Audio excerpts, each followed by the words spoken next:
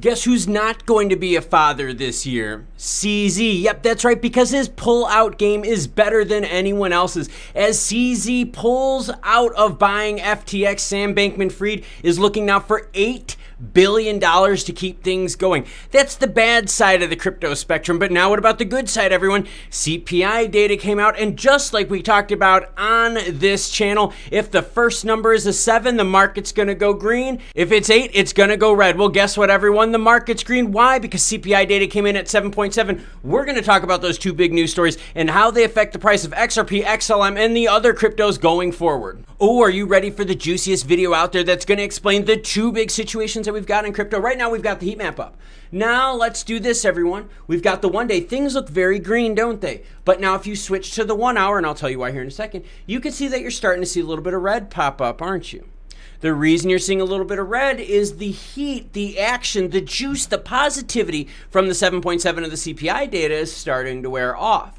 So my tip to you is every time you look at data, make sure you look at it from several different lenses, several different time frames. Make sure you don't get boxed into the narrow view. So let's tell the story. Binance bailed on FTX. It's not the first time the firm has backed out of the deal. He's smiling because he's not a dad this year because he doesn't have to give up his big bags to bail out Sam Bankman-Fried for the likes of $8 billion. Yes, the announcement came in a call to investors on November 9th, just after Binance pulled out of the deal to acquire FTX. FTX's native token, which was used to prop stuff up, kind of like CEL with Celsius and Mashinsky, kind of like Luna. Okay, you guys get what I'm talking about, don't you? Greed. Yes, everyone, greed. Some greed is good, but greed without being humble is stupid. Sam Bankman-Fried, they tried to hold $22 here, they couldn't.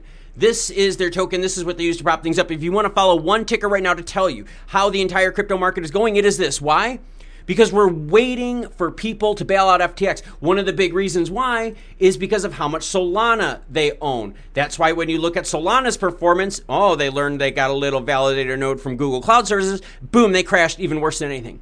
There's $1.2 billion worth of Solana tied up within the Sam Bankman-Fried empire. All right, so let's tell the story. We're going to get to XRP XLM price. Here we go. CPI data came in at 7.7. If you want to drill into further data to see what really was about it, and let's give you a quick example. If you click on food, you could then click on food, then click on food at home. You could see that cereal, food at home, and baking products are what? 15.9% year-over-year higher. Dairy, eggs, and all that, 15.5. So you can click on any of these categories. One of the interesting ones is energy commodities. Guess what? Oil is up 68.5% year-over-year, 17.5%. CPI data itself came in at 7.7, which was a great relief for the market. But whoa, girlfriend. Whoa. Remember, money works in two ways.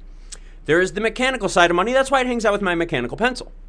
Right? The mechanical side of money, right? That's the math, that's the cash in, cash out stuff, all that. The other side of money is emotion. Oh, the markets rallied, didn't they, when this happened?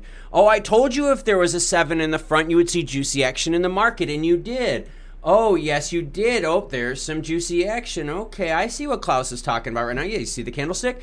That's the juicy action when the announcement was made. That's the candlestick right here when the announcement was made. See, I told you, 7 or anything lower, right there you go. Good macroeconomic event. So here's what happened. We came in at 7.7. The reality is, though, is although that is good, because if it was an 8, the market would have been redder than red. The problem is, though, 7.7 is nowhere near our target. So our BDSM daddy out there, Jerome Powell, will keep jacking up rates until this blue bar gets to 2.0. Now, hold up. I've already proven in how many videos now that the Fed's influence is global. I just showed it in the other video with proof. And remember, if you want to check out all this stuff yourself, you're welcome to. Why? Because as always, any article you see in this video will be linked in the description below. Be a good YouTuber out there. How about you cite your sources? Anyways, getting back to, the CPI data that we got going on, 7.7 is better than the 8.2, the 8.5, the 9.1, right? So emotionally, because we were so used to high stuff, now that 7.7 came in, the market got really quick relief, right? You see it right here in the 24-hour. Now, since a little bit of time has passed, the market's like, oh, really? It's not that good, is it? And we're like, no, it's not. It's not that good. 7.7 is very bad. To show you how bad it is, you have to zoom out to the 5-year. Here we are right now. We need to get back down here to 2. Now, if we take our drawing tool out, this is what the market is looking for. This is what we're hoping for. And don't worry, we're getting to XLM XRP talk. And by the way, XLM's story, very, very interesting here. As fast as we went up with CPI or inflation numbers, we want that to go back down just as fast. That's what the market wants. What the market doesn't want is this number to hover here for a while. What scared the market, and this is why things were so bad, this is why CPI data matters, was this 3-month time period here when we went from 8.5 to 8.3 to 8.2. That's too level. We need that bad boy to ski right back on down the hill. The 7.7 that you're seeing right now for October, we just erased about 9-10 months worth of data. The last time we had that number was felt between January and February of this year, 2022. So yes, 7.7 is great, ladies and germs. But oh, are you watching channels out there that are saying, ooh, this is the bottom, ooh, this is the run we're waiting for? Those channels are pretty stupid. Because we're at 7.7 and we need to go to 2.0. Central banks across the world have the same problems as we do in the United States. This is not an isolated economic problem like we've had in times past, like when Greece had problems, or when China had problems, or when Turkey had problems. Now it's like the whole globe is going through the same problem. I did a story earlier that said, hey, Middle Eastern countries, right, Gulf countries, are all raising their rates 75 basis points. Why? Because Jerome Powell and the Fed just did. They take cues from the Fed. I did a story about Mexico. Mexico's raising their rates to 10. Oh, everyone else is. That's right. Interesting. UK's raising their rates. Canada's raising their rates. Do you want me to continue? It's macros. So until this number gets to 2.0, Jerome Powell, you call him daddy, and he might even turn off the safe word. We need that number to keep coming down for prices to be better. What you're seeing right now is a breather. That's him barely taking his foot off of you just so you could get to that grasp of air. That's all we're dealing with right now. 2 massive problems. Big time inflation. It's still here, everyone. You feel it at home. It's not gotten better. Come on now, you go to the store, you buy a house, you buy a car, inflation isn't getting better. Come on, it's just not screaming high, it's just screaming high. You have to put things into perspective. The emotional part, if you don't watch the emotional part, it'll get you in trouble. So all those people out there are like, oh, we're mooning now, baby, we hit the bottom. Girlfriend, why? Because our main man pulled out. Now someone's got to cough up $8 billion. Who's coughing up $8 billion? See, now, if FTX would have bought Sam Bankman-Fried, or I'm sorry, if CZ would have bought Sam Bankman-Fried's FTX, ooh, that would have been bad, kind of. Why? Because it would have been more centralization. You would have had someone own like tons and tons of crypto. Centralization's bad because Gary Gensler wants to tax that centralization ass. Ooh, that's right, he does, doesn't he? What if a big bank swoops in? Someone's got to cough up $8 billion. That's it up on the screen. You think they're going to let that knife fall? That'll pull Solana completely out. There's $1.2 billion tied up in the FTX empire in Solana. USDC is in there. USDT is in there, girlfriend. A lot of things tied in there. Over 1 million investors right now are locked out of their money. 8 billion. What if a US bank comes out and buys it, like a JP Morgan, stuff like that? It kind of sounds good, right? Because, I don't think we want places just to completely vanish and blow out their money. But would you want a US bank owning this stuff? Ugh, I don't know. That's kind of gross. That gives me the gross feeling. I'd kind of have to shower after that. I'd feel a little dirty. Something we have to think about. So we have 2 big problems, don't we? We've got FTX that needs the bailout, and we also need CPI data, macroeconomics, to keep getting better and getting better faster. Why did we get into trouble? Well, it's all because of this, shots fired from my main man, CZ. So not only does CZ tell us that he can edge better than the rest of us, what CZ is telling us is this: never use a token that you created as collateral. Oh, I don't know, maybe like Sam Bankman-Fried's FTT, their native token. Way to go, CZ, my man. Number 2, don't borrow if you run a crypto business. Oh, you mean how Sam Bankman-Fried was giving out loans to freaking everyone out there? Maybe you should have kept those bags in-house. Maybe you should have been greedy but yet humble, Sam Bankman-Fried. So don't borrow if you run a crypto business. Don't use capital efficiently. Have a large reserve. Have big bags. I keep telling you guys this. Cash is king. You need cash to get through this. Why was I able to buy yesterday and already flip it and make a cool 25%? Because I had cash. I was ready. That's what CZ is.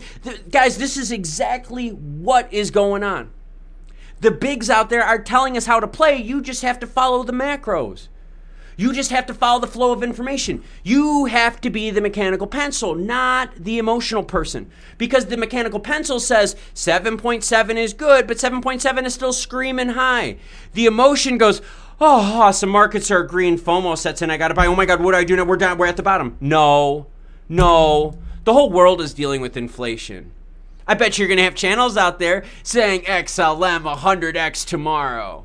Blah, blah, blah. I guarantee you're going to see it. It's going to be the same channels out there that filled you up with HOPIUM this whole ride. What they're not telling you is that the markets move on CPI data. Now, let's get into some price talk here. The XLM story is amazing. XRP, I've got candlesticks for you. Why? I don't know, because you asked the last time, so let's do it. Candlesticks, see this big green one right here? That big green one right here on the screen. That was the announcement of 7.7. Call me a liar and tell me that the market does not pay attention to data like this. That's what I thought.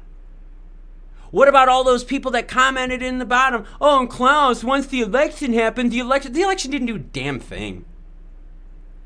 Both sides try to convince you that they're going to fix it. If they're going to fix it, why do we still have the same problems we did 50, 60, 70, 80, 90, 100 years ago? What business out there would last if they kept making the same problems year after year after year after year? That's the United States, everyone. So stop following the FUD from the FUDsters out there that create all the election stuff for you. It's all lies too. It's the rich. It's the haves versus the have-nots. Back to the story. So XRP popped on the 7.7, and we've seen a rally since. Now, hold up. We have since retreated. The candlesticks are telling us that we couldn't even get to that 39.3. That is very interesting here. Why? We have since seen the retreat back down.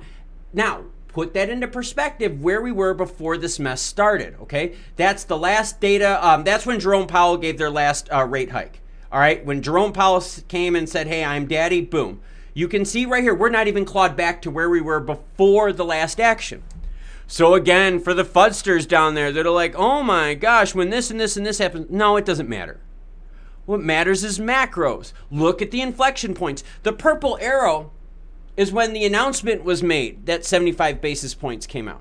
The tan colored arrow is when Jerome Powell and the Fed was like, hey, I'm going to keep taxing that ass until we get to 2.0. That's when the market really pulled down and said, oh crap, do we got to let it go. Now, the green bar that you see here in the end, that's the market going, whoa, okay, maybe he's not going to drop 75 on us. Maybe he's only going to drop a 50. All right, cool. A little bit of breathing room. That's what that is. Watch for this green candlestick being a trap. Let's get to the XLM price story for you. All right, XLM, big story here. Support has always been found at 10 cents. Whenever XLM has gotten close, boom, they've hit that 10 cents mark and they pop back up. If we zoom out, and let's do that just so you ladies and germs can see, we've tried popping 10 cents a few times. Every time we've hit, you've seen we've popped back up. We tried here again, we pop back up. We haven't been able to do it. Now, what makes this very different, and again, I've got some macros here. Hold on, everyone. I've got macros here, and let me just move this whole screen just a little bit here. Let's actually zoom in just a little bit, and I'm going to swap this out. Hold on. Let's swap this out to 15 minutes and zoom out. All right, so this is what I want. So this here is when the announcement was made. All right, again, green candlestick, boom, bullish activity. But what's the problem is XLM now for several times tried to break that 10 cent mark. You could see it on this candlestick right here. They got to 10.03. This one, same thing, 10.03. Big problems. So what was once the support line at the 10 cents for XLM is now becoming a resistance line. Look, the last couple times here in the last hour, it's been rejected back down. Very interesting to see here. Support is now turning into resistance. 10 cents is a big key point for XLM. For XLM holders out there, we need to see that get above 10 real quickly to keep that support coming. Because look at how much it fell apart. Look at this. Look at once it fell apart on 10, it just went way, way down. 8.2 cents, everyone. So for the viewers that always type FUD in the bottom, I'll just type back FU. Isn't FUD, is it, everyone? Macroeconomic events have been ruling the roost. I have called it since February that global macroeconomics are going to be rough, and they're going to be rough for a while. Yes, today's 7.7 is a big victory for all of us because holy crap, seriously, if it would have been at 8 on the first number, even in 8.0, the market would have just... Sam Bankman-Fried's FTX, boy, was he a big pimp on the street, huh? He was buying everything. He was giving loans to people. He was acting like there was no worry. It's people like him and the Do Kwons and the Alex Mashinskis that are ruining crypto. People like him that over-leveraged, right? Using your native token, to run stuff, that's pretty stupid. Because when your native token falls, you don't have anything to pump it with, do you?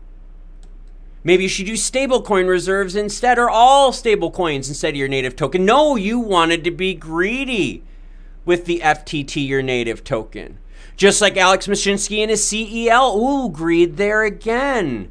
Do I have to talk about Do Kwon? UST Luna, the thing that started all this? Remember what happened after the Luna UST crash? What did I have to do? I had to do all the stupid stories about all the places closing. I had to do all these stories where they were negative, and people were like, oh, you're so bearish. Oh, you hate crypto. I love crypto. I just report what really is happening now. Guarantee you, in the next several weeks, I'm going to be reporting about more exchanges halting. I guarantee you we're going to have more places crash. We are not out of the woods yet with the 7.7, and we're not out of the woods yet until we see if someone bails out FTX and all their investors. Bigger question is, who would be bailing out FTX at the price tag of $8 billion? Would you want a JP Morgan getting into crypto? Well, maybe. Because maybe that's how you'd get the old money into crypto. Maybe that's how you'd getting regulation to change. But we know what would happen. I've been showing you accredited investors. Oh, maybe that's how they plan to do this. Planned all along? Who knows? It's sure a mess. I'll be sure to keep you informed with all this. I will be sure not to fill you with hopium. I will be sure not to fill you just like CZ didn't fill Sam Bankman-Fried. Ooh, naughty Klaus. Check out this cool Crypto Web3 video right here. More heat to come, and I'll catch you cool cats all later.